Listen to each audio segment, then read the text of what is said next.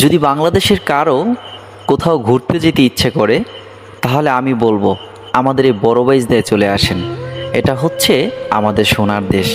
দেখেন সোনার দেশের অবস্থা, কি অবস্থা, খুবই দুঃখের সাথে বলতেছি। মানে বলতে বলতে ভাই আর ভালো লাগে না, এতটাই খারাপ অবস্থা, এতটাই জঘন্য রাস্তা। দেখেন অর্ধেক গেড়ে যাচ্ছে আমার পা। আসলে ভাই এই দুঃখের কথা আমরা কার কাছে বলবো বলেন? আচ্ছা আমাদের কথা বাদই দিলাম, ছোট ছোট কচি কচি বাচ্চারা এরা কিভাবে স্কুলে যায় বলেন?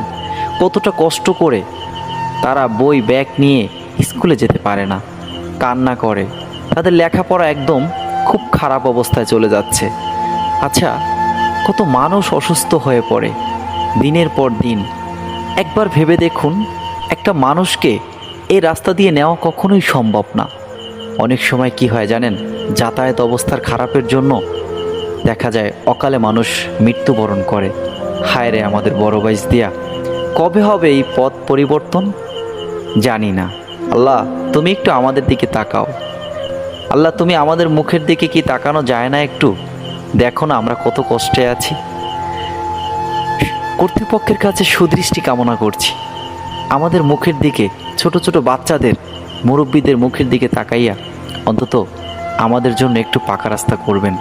আমরা সাধারণ জনতা আর কিছুই চাই না, আমরা একটু একটু শান্তি চাই।